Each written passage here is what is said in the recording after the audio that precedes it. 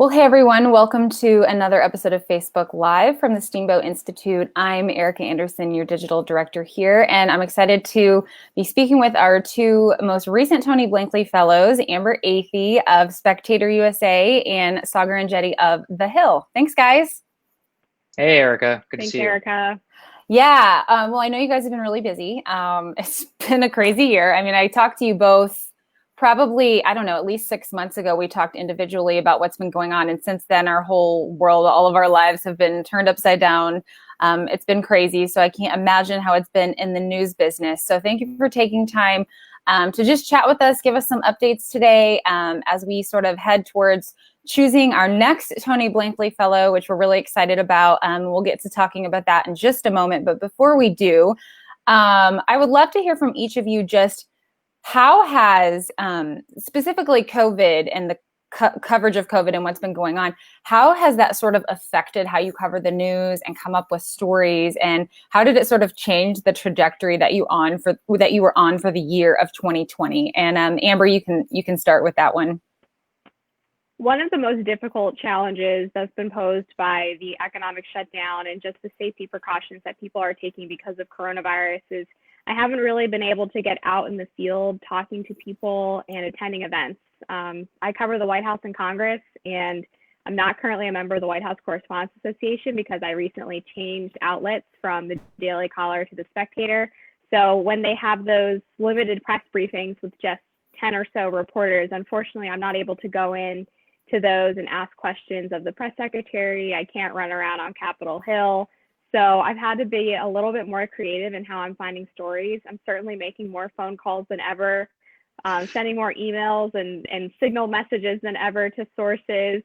And one of the things that has been nice is that people do want to read about personal experiences from COVID. So at the Spectator, we've been trying to have each of the writers talk about their different experiences and what types of projects they're working on and how it's really affected their home life.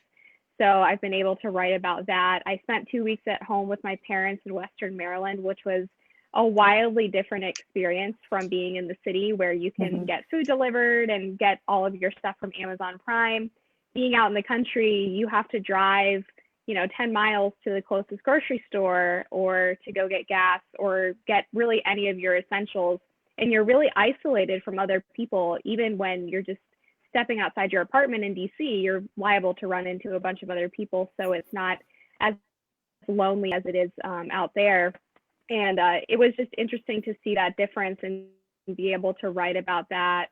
But I would say for the most part, the Spectator doesn't have an office in the US right now. So I'm working from home like I normally would. I just, again, don't have the opportunity to go out and actually attend events and speak to people in person like I normally would want to when I'm sourcing stories. Yeah. Okay, Saagar. Yeah, it's been unbelievably difficult. I mean, it changed the entire trajectory of the way that we cover. I mean, before this entire crisis, like we largely were covering the Democratic primary, and then we were getting geared up for the general election. Like this is supposed to be our Super Bowl, right? Of all this. And then all of a sudden, kind of the biggest story in the world just falls into your lap. But also it's the story that requires you to not be able to meet anybody. It's also, it's one of these things where it's whenever there's only one single story in the world, which is coronavirus, then it becomes actually quite difficult to cover because there's so many different angles. And there's like everybody's waiting for the briefing and those briefings that were occurring in March and in April. And then it's just in terms of trying to compete with other people, it's not what Amber is talking about, which is that everybody's kind of just on the playing field. If you're in the in group, and if you're not, like, well, some of us, then you're kind of just observing, and that's not really a place that you want to be whenever you're doing this. And just the added difficulty of everybody being from home. I can tell you that television production is not something that was ever meant to be from home, and I cannot wait until it returns to normal and I can start having guests in our studio again. Just doing live stream via Skype has been been quite difficult in terms of producing broader levels of content. But also, I think that there is an exhaustion that you have to deal with. This is, I think, a significant portion of the population, and this is hard whenever your job is to inform, is that a significant portion of the population is just sick of a lot of what is happening and have tuned out.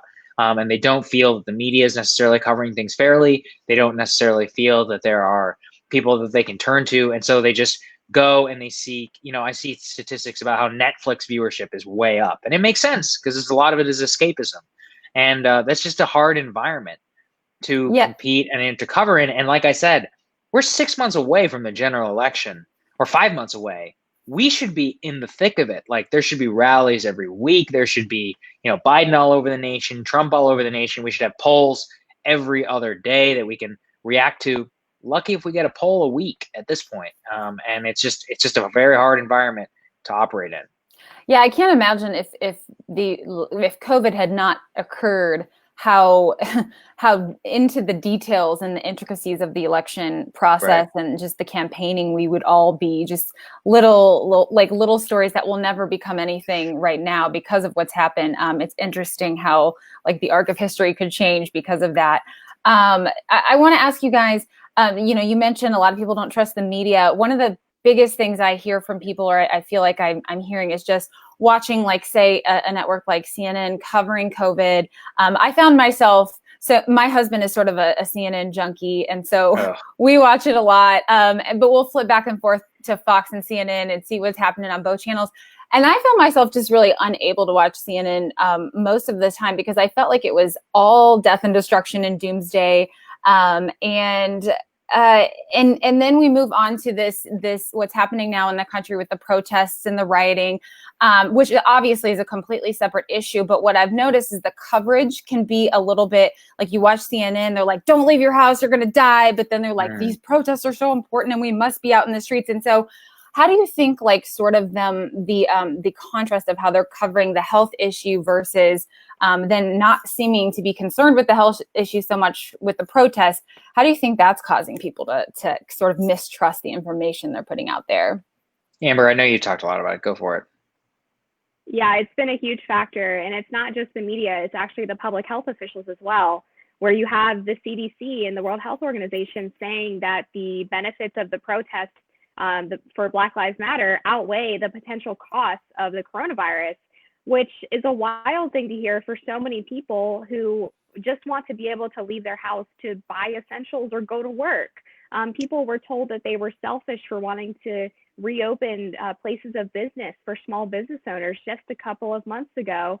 And now it's, people are gathering in the streets, coughing all over each other, inhaling tear gas, and all of a sudden that's not a problem. And I know for me personally, as a Catholic, one of the hardest things in this time of trouble and turbulence is not being able to attend Mass in person.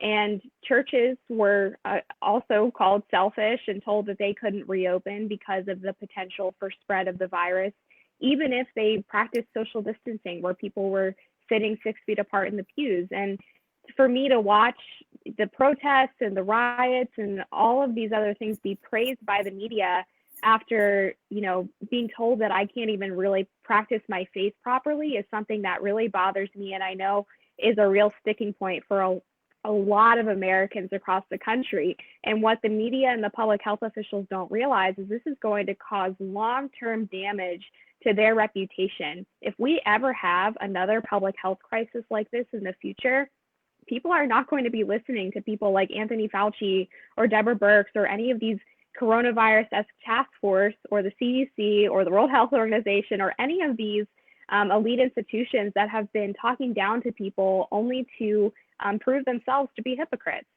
Yeah, I couldn't agree with that more.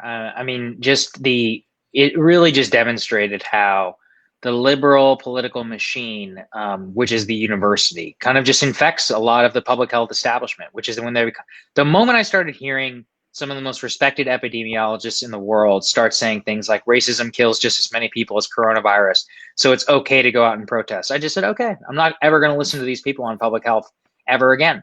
It's just one of the true moments when the masks came off, and you see that in the media. And I think the funniest part is actually the gaslighting that we have right now of the faux concern trolling about the Trump rally in Oklahoma, where they're like, experts warn that. It's like, no. We're not listening to you. Nobody's listening to you on this one. Yeah, I was laughing at that myself the other. I'm like, sure, yeah, I'm sure you're really Right. concerned about that. So I want to pivot a little bit on that, and I know I'm already like taking way too much time than I planned, but we're gonna keep talking. Saagar, I want to ask you. First of all, your show, Rising on the Hill, that you do every morning, you have grown that like insane. I mean, I didn't realize until the other day. I think it was when you guys were mentioned in the New York Times. Is that right? Yeah, you were mentioned in the New York Times, and then you sort of like left a commentary like about the numbers and how it's grown. So give us some of those numbers, and then tell me like how did you do that? Because it is crazy. It's like I've never seen anything like it.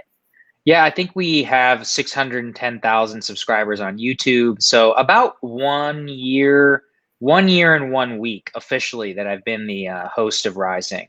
And so we grew it from 6,000 subscribers to 600, and we get about 700,000 viewers a day. So like unique viewers, which is up there with CNN, actually beats CNN some days, but who's counting?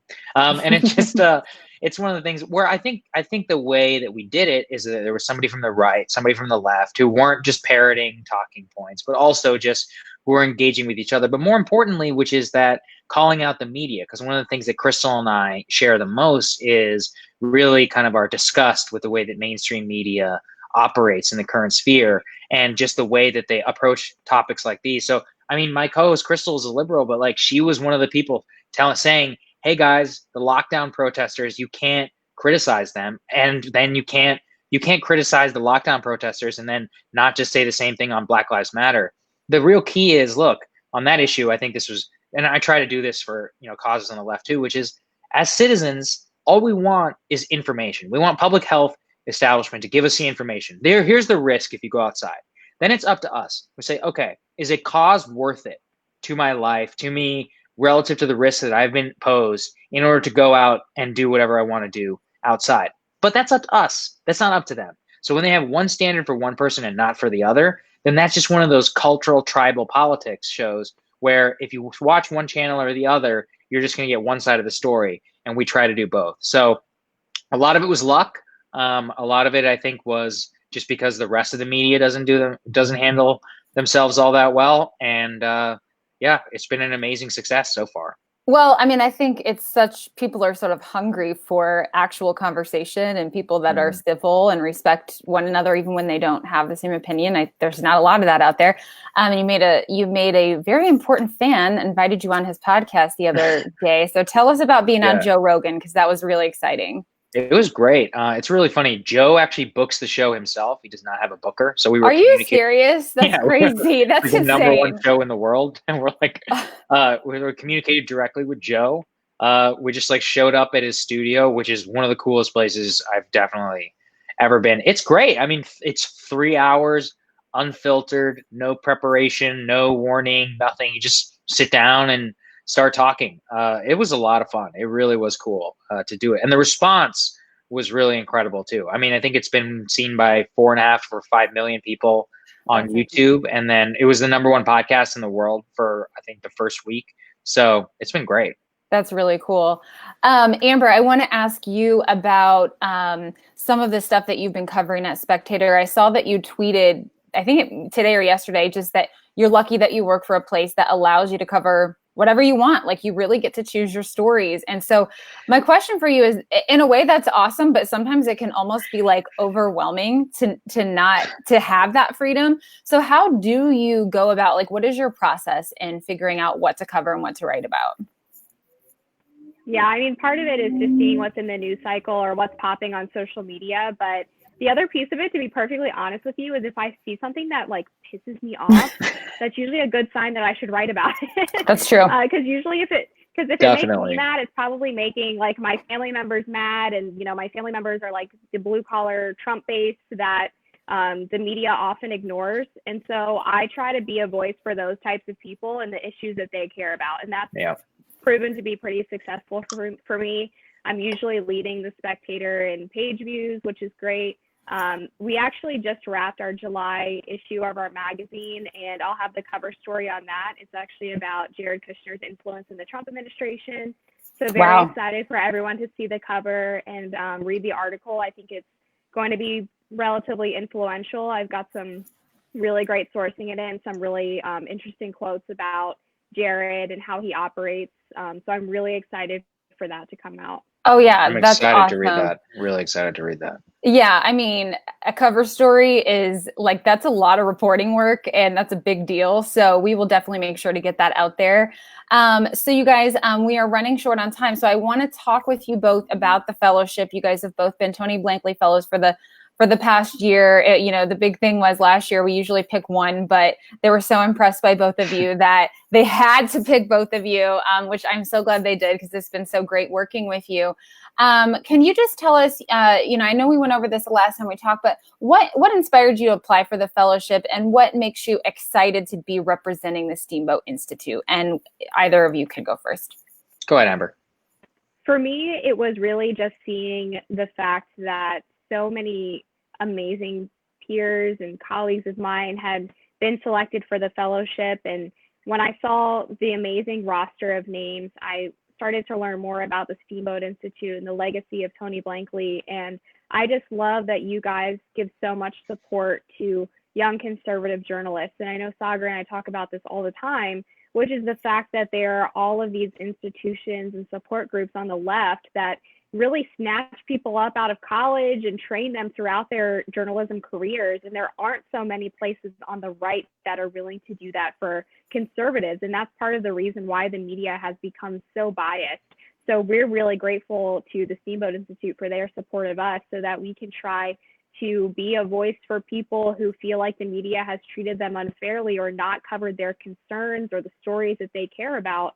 And it's really empowered us in that way. So we really appreciate it for sure. Yeah, I'm definitely, that's exactly how I feel, which is that, you know, so a lot of these are, you know, well, past fellows were friends and peers, and now Amber, I mean, we've all known each other. We're all friends, we're close, and we work together on a professional capacity and help each other out as much as we possibly can. So it's that network that has just been a great part of being there, you know, being supported. And yeah, I mean, I can't emphasize enough how there are a million different programs for when you're on the left, and all these different places to bring you together and elevate your voice and all that. But there aren't any on the right except for one. And that's why I would really encourage anyone to apply. Yeah, definitely. Thank you guys so much for mentioning that. I think people forget that. I don't think they realize how much is going on in the left to really empower people inside of policy and journalism. And we definitely need a more robust sort of tank over here on the right, but I'm glad that Steamboat is doing their part. I was just reminded of a quote. It just reminds me of sort of your show, Saagar, and even the work that you do, Amber. I saw it was on Twitter yesterday, and it said, oh great, now I'm not going to remember, but it was something like, if you disagree with a liberal, he'll try to destroy you, disagree with a conservative, and he'll try to debate you. Yeah, and I kind of felt like that was very true of the Steamboat Institute in general when we're looking at our campus liberty tours, which we are going to be kicking off again in 2020, where we're going across the nation, debating these issues, you know, socialism versus capitalism, you know, national popular vote versus electoral college, those kind of issues. And we want to talk and we want to debate and have the real conversations, just like you guys are doing out there in your work. So just for anyone that's watching or thinking about applying for the fellowship, just keep those kind of values and principles in mind. Like, we're looking for people that care about those kind of things. And if you think that's you, we would love to see your application and have you join. Not only Amber and Saagar, but we have a former fellow, Jillian Melcher, who's with the Wall Street Journal, Tom Rogan with the Washington Examiner, Phil Wegman with Real Clear Politics, Hadley Heath Manning with Independent Women's Forum, and Kelsey Bolar, also with Independent Women's Forum and Daily Signal. I think I got everyone, didn't I? That's it. Yeah. Okay. I'm like, please tell me I didn't forget live on camera. But thanks again, guys, for joining us. And thanks everyone for tuning in. Thanks, Erica.